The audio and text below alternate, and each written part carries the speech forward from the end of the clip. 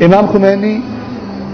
صحیفہ نور کی 20ویں جلد کے 20ویں صفحے پر فرماتے ہیں، صحیفہ نور امام خمینی کا وصیت نامہ ہے،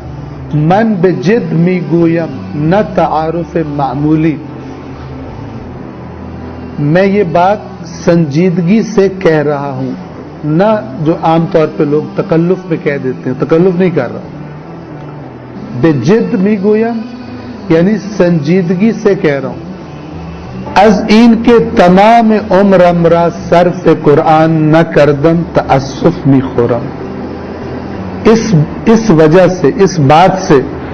کہ میں نے اپنی ساری عمر قرآن میں صرف نہیں کی، افسوس کرتا ہوں، پچھتاتا ہوں۔ کون کہہ رہے ہیں؟ امام خمینی۔ یعنی اس مقام پر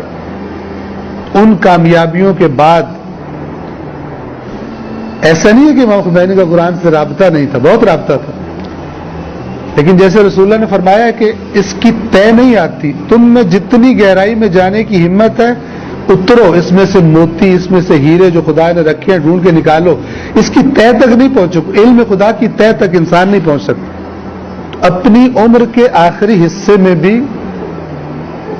سمجھ رہے ہیں کہ میں نے جو وقت نہیں لگایا قرآن میں عمر کا باقی کاموں میں لگایا، اس پر بھی پچھتاوا ہے، کاش وہ بھی اسی پر لگاتا۔ بعد خطاب طلاب و دانشگاہیان می فرمایاں، اور اس کے بعد امام خمینی طلاب سے مراد حوزہ علمیہ کے دینی طالب علم، و دانشگاہیان اور جو یونیورسٹی میں پڑھتے ہیں، کالجوں میں پڑھتے ہیں، ان سے خطاب کر کے امام خمینی اپنے وصیت نامے میں فرماتے ہیں، شما اے فرزندان اسلام، تم اے اسلام کے فرزندوں، اسلام کی کے بیٹوں بیٹیوں، بے پا خیزید، اٹھ کے کھڑے ہو جاؤ، قیام کرو۔ کس بات کے لیے قیام کرو؟ کس کے لیے اٹھ کے کھڑے ہو جاؤ؟ قرآن را از محجوریت نجات دہید، یہ جو معاشرے سے قرآن غائب ہے، لوگوں نے، امت نے قرآن کو چھوڑ دیا ہے، قرآن کو سمجھنے کا رواج نہیں ہے، قرآن پر یعنی قرآن کے بارے میں اہتمام نہیں کیا جاتا، تم لوگ قیام کرو، طالب علم حوزہ علمیہ کے دینی طالب علم قیام کریں، کالج کے اسٹوڈنٹ، یونیورسٹی کے اسٹوڈنٹ قیام کریں اور قرآن کو اس حالت سے نکالیں، یعنی دیکھنے والوں کو نظر آئے کہ یہ لوگ اہل قرآن ہیں۔ فرمایا کہ تم لوگ قیام کرو، ڈائریکٹ یعنی بزرگ طبقے سے خطاب نہیں کیا جن کی عمریں زیادہ ہیں، اگرچہ ہر کوئی اس میں شامل ہے، لیکن عام طور پہ چونکہ نوجوانوں کے جذبات اور ارادہ بنانے کی اور اس پر عمل کرنے کی طاقت اور جذبہ ان میں زیادہ ہوتا ہے، تبدیلی کا عنصر اور زمینہ ان میں زیادہ ہوتا ہے، لہذا امام ان سے خطاب کر رہے ہیں اور لفظ کیا استعمال کر رہے ہیں کہ قیام کرو، اٹھ کے کھڑے ہو جاؤ۔ وہ قرآن را از محجوریت نجات دہید، قرآن کو محجوریت سے، محجور آپ کو پتہ ہے کئی دفعہ اس کا معنی بیان ہو چکا ہے، یہ لفظ قرآن میں استعمال ہوا ہے محجور۔ محجور ایسی چیز کو کہتے ہیں کہ جس سے دوری اختیار کر لی جائے، جس کو چھوڑ کر کہیں اور ہجرت کر جائے، محجور ہجرت سے ہے۔ اور یہ لفظ قرآن مجید سورہ فرقان کی آیت نمبر 30 کے اندر یہ لفظ موجود ہے، اور وہ آیت بھی مشہور ہے، کئی بار آپ کو بتا بھی چکا ہوں، ویسے بھی آپ نے سنی ہوگی، پڑھی بھی ہوگی کہ قیامت کے دن رسول اللہ شکایت کریں گے، میری امت نے، اے پروردگار میری امت نے قرآن کو محجور کر دیا تھا، اتخذوا ھذا القرآن محجورا، محجور کر دیا تھا یعنی اس کو چھوڑ کے چلے گئے، قرآن مجید ان کی زندگیوں میں شامل نہیں تھا۔ شکایت گیلا ہوگا کس بات کا؟ کیوں امت خراب ہوئی، کیوں امت،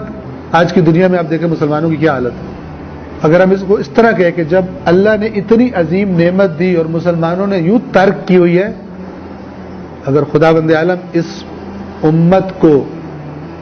خراب کرے، اس سے انتقام لے تو وہ لے سکتا ہے۔ اتنا عظیم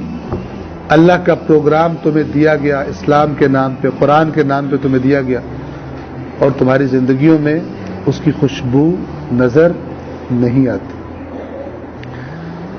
آن را مقصد اعلیٰ قرار دہید، قرآن کو اپنی زندگیوں کا مقصد اعلیٰ قرار دے دو۔ اعلیٰ یعنی سب سے بڑا، سب سے اونچا مقصد اپنی زندگیوں کا